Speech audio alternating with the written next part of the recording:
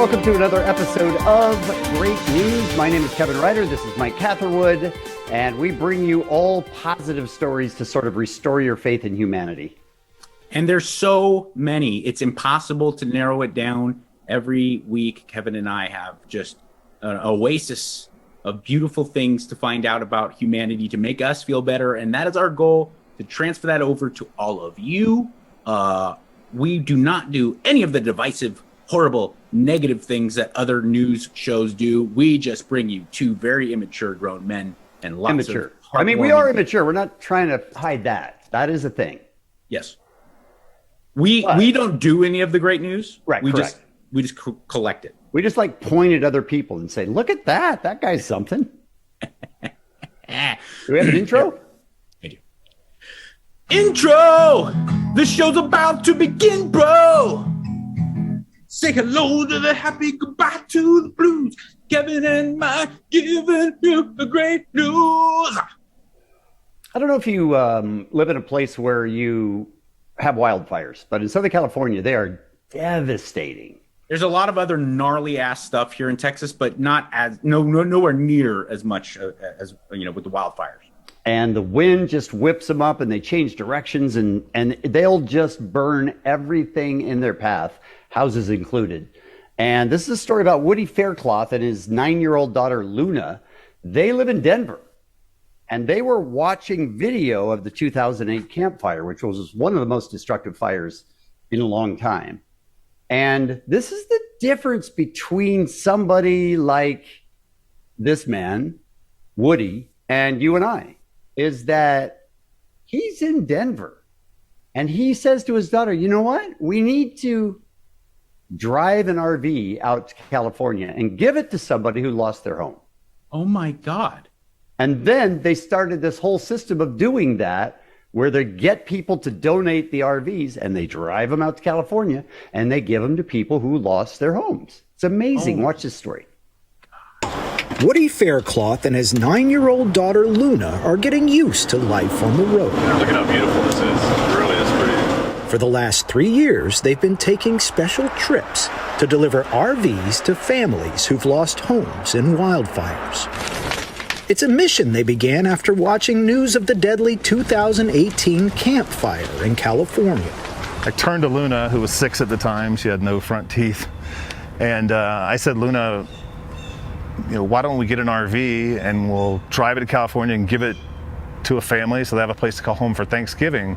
Luna, you said something very special right then at that Thanksgiving. Yeah, I said, Dad, God and Santa Claus are going to be very proud of us. And do you feel like God and Santa Claus are very proud of you? Yes. Faircloth began looking for RV donors and was amazed by how many people wanted to help with unwanted RVs or their time.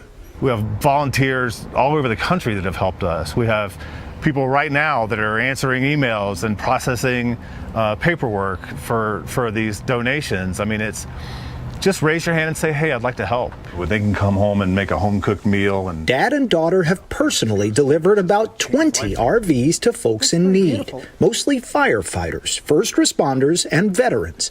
And he's helped arrange around 100 donations in all.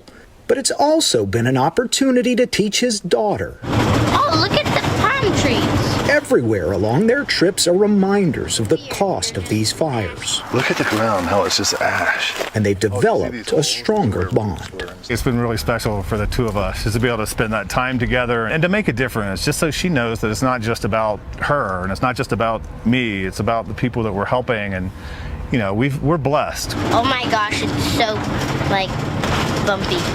We joined them on a trip from Denver to Redding, California. All right, now we're really in the home stretch. Dun, dun, dun, dun. They were there to deliver a new home That's beautiful. to Don George, a firefighter who lost nearly everything when his own home burned in the Fawn Fire this past September, while he was helping to save others' homes. I went to the crew and I go, hey, I got to go check on my house, and it was already too late. My son says, I don't know how to tell you, but he just couldn't even talk. He didn't know how to say it. Go on. George has been fighting fires for nearly 50 years. He's used to being the one doing the rescuing, That your co-pilot? His role changed when the Faircloths arrived. I got keys for you. Thank you. I got a title for you. When we visited George a few weeks later, Look at the crown molding and everything. It's I mean, it's just absolutely gorgeous. he'd received a second donated RV so that his adult sons who lived with their parents could also have a place to live. All I can say is thank God for Woody. You couldn't ask for a better man. He came just exactly the right time for me, renewed my faith in mankind. Man, if there was more people like that, we'd have a beautiful world. I'd like to say there are more people like that. You just don't hear about them. That's the amazing thing is this guy and his daughter, you know, I sort of had to look for it a little bit, and then I found it. I was like, oh, this story's pretty cool because this dad and his daughter are actually helping people out. They've gotten up to 100 RVs that they take to California, and they give them to people who don't have homes, which has to be crazy good news for them. That's, oh my God, that's really such a beautiful story. It is. And I Doesn't agree it make that- you feel like a slacker? Yeah. Yeah.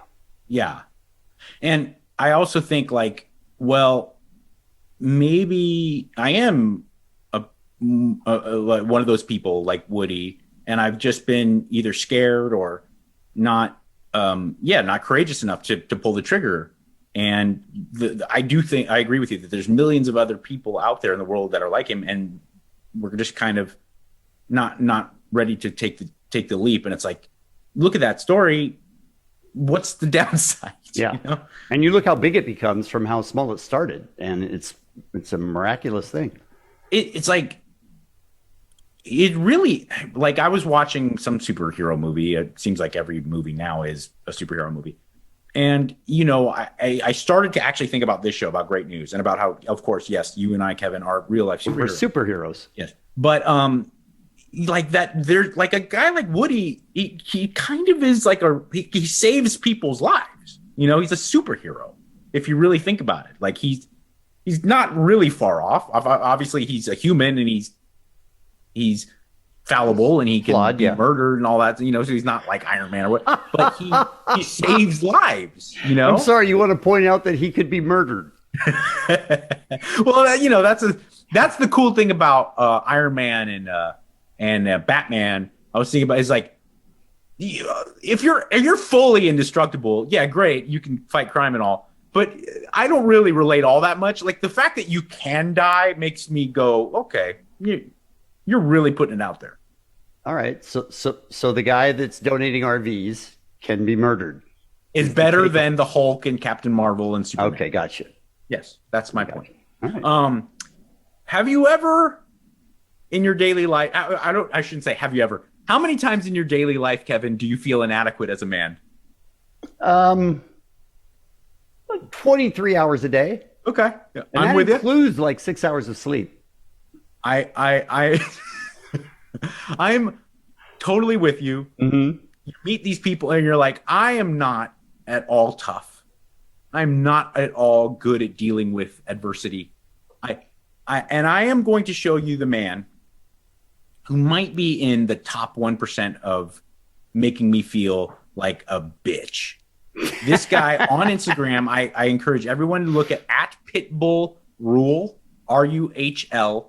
And I'm going to show you now a post that he put up of him because he is the first ever disabled and he is fully legless. He is a disabled bullfighter. This is real. Look at this. It's boots and chaps, it's cowboy hats, it's spurs and let it go. It's the ropes and the reins and the... Well, it ain't no woman, flesh and blood, it's that damn old rodeo. It's bulls and blood, it's the Come here, dust bull. and mud, it's the Pretty little roaring bitch. sons Is he of clown? God. Is he a rodeo clown? It's the white He's a and the real sticks, bullfighter. gold in the buckle, he'll win the next Look at him. go round. Whoop, I'll just get run over. I'm good. It's cowboy hats, it's spurs and let it go. It's the ropes and the reins and the... Well, it ain't no woman, flesh and Go blood. to his it's that Instagram. damn old rodeo. He is just your average Texas cripple, as he puts it. First legless bullfighter in history. And he is so awesome. He has a shirt that he sells on his Instagram. It says no legs, all balls. Spurs and let it go. It's the ropes and the reins and the No legs, all balls. And not only is he super jacked and he, is this incredible tough guy. He does bullfighting with no legs, but he is a very skilled physical trainer, strength and conditioning trainer, and he helps people with disabilities, either with their training, but also with just the aspect of teaching them and encouraging them to believe that whatever the doctors, whatever science says is not possible for you, trust me, there's more. You just gotta push through. And There have been it's so really many beautiful. people who listen to a doctor tell them that, and the doctor knows, and then they go, you know what, I'm going to walk anyway. I'm going to go back. I'm going to get back up and do something else. And it's baffling how they do that. It's baffling. Yeah. So big ups to you, man. Zach Ruhl, RUHL. How do you handle wrong numbers, Mike? Greatly You depends. Do you answer them? Especially in the era of all of the spam calls that you get.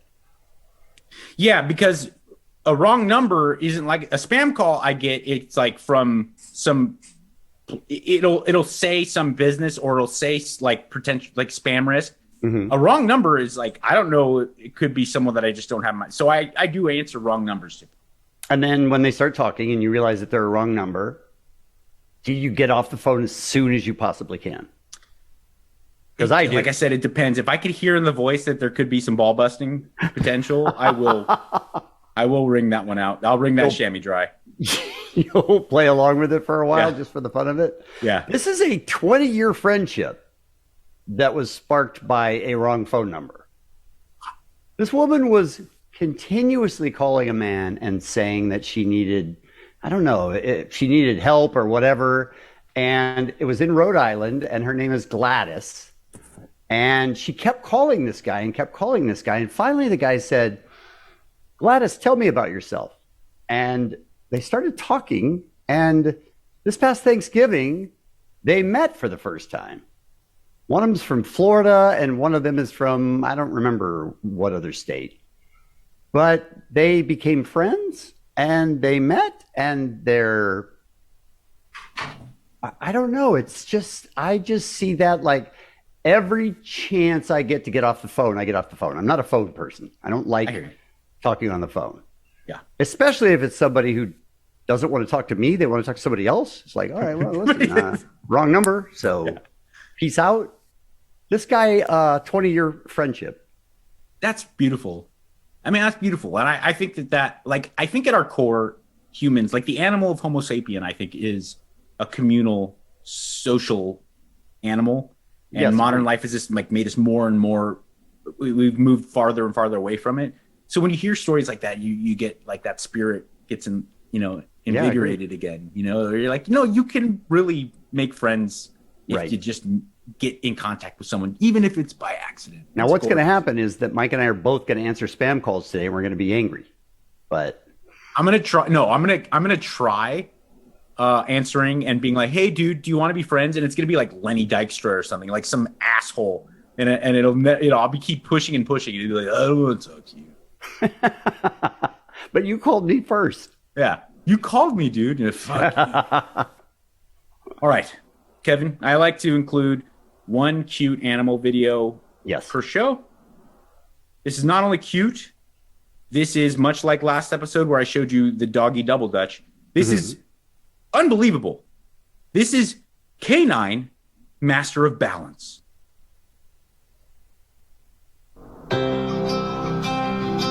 What? Look at that.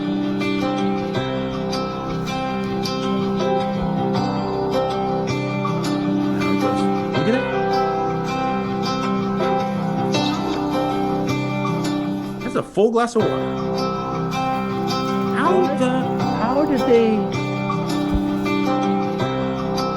How did they teach it to keep it on its head? And how many different items are they putting on top of their dog?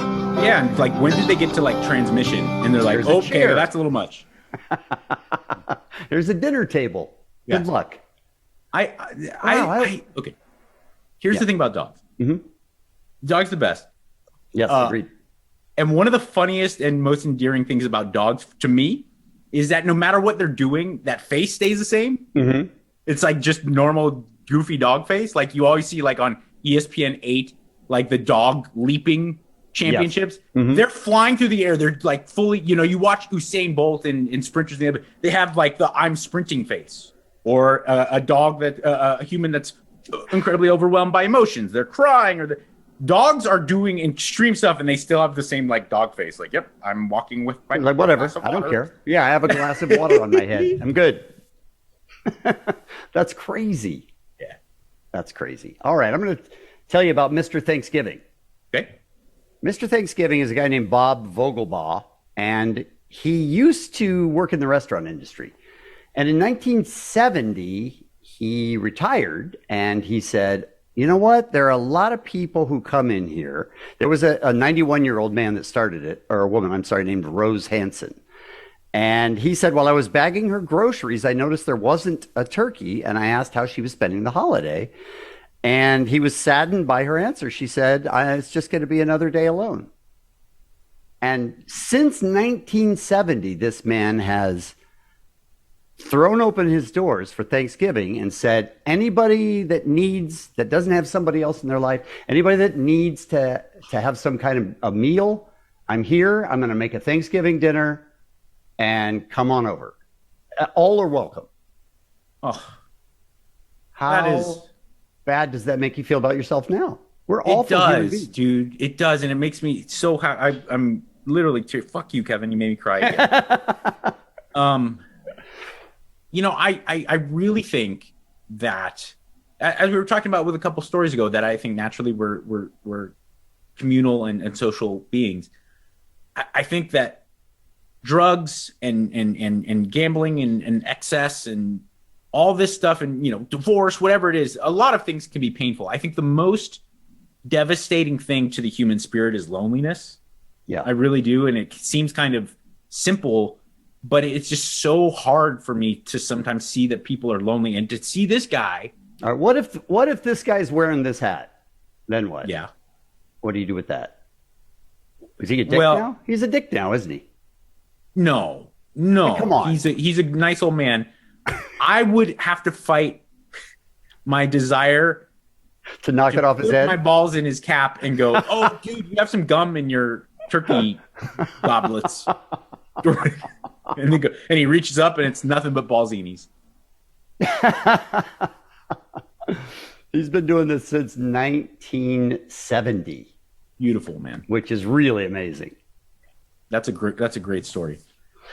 Another guy, Kevin, who in so many ways makes us feel inadequate, JJ Watt. Yes, yes, yes, and yes. And for those of you unaware, a legitimate NFL star. I mean, he's an insane badass. But he has a long legacy of raising crazy amounts of money, doing so much for people in need. And when that Wisconsin, the Waukesha Christmas or that parade incident happened, that horrible car incident happened. He knew because he's a Wisconsin Badger. That's his alumni, and he knew he had to step into action, and he has raised, as of right now, let's see. Oh, I don't have the new tally, but it's an incredible amount of money to completely pay off with an excess for them to deal with any type of hardship for all the people affected, all the funeral costs, hospital costs, and everything. JJ Watt is taking care of everything. Wow. And funeral costs alone can break you.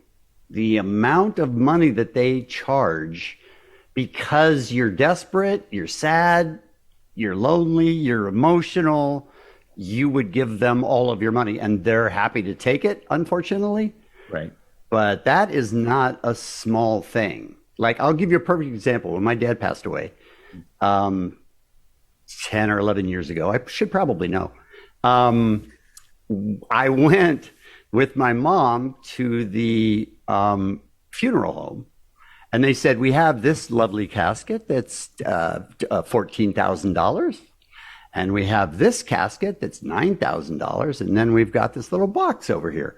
And I was like, I don't really want to pay all that money for. So I said, we'll take this one. And he goes, oh, you want the cheap one? And I was like, I'm going to hit you right in the mouth because I'm sitting here with my mom and you're belittling me because I'm not spending enough on a casket. But that's How much? I'm sorry to get dark, but we're kind of talking about dark stuff.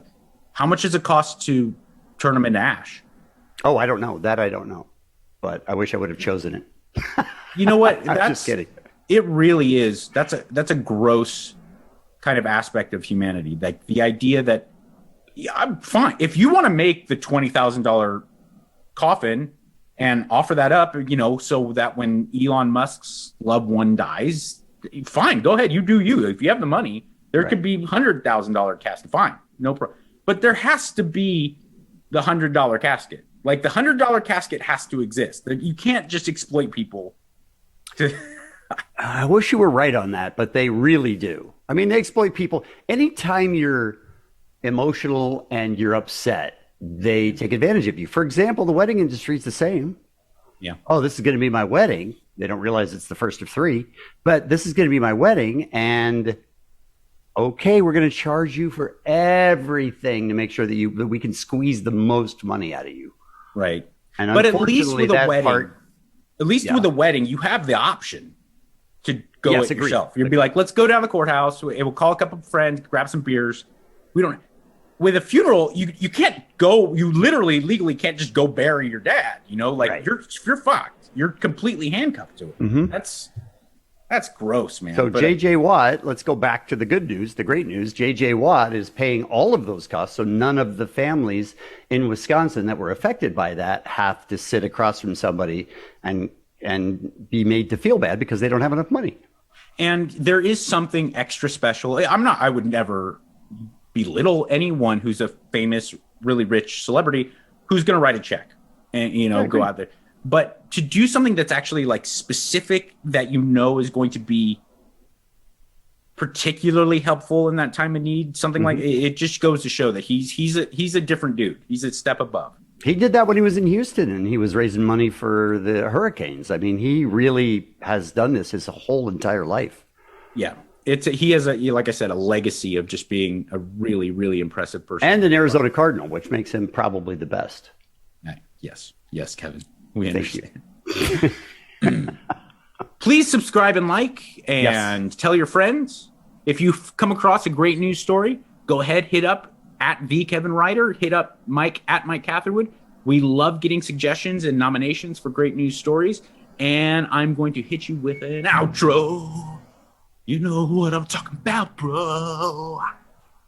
Say hello to happy goodbye to the blues. Kevin and my here to give you great news. Less tongue. I'd be comfortable with less tongue.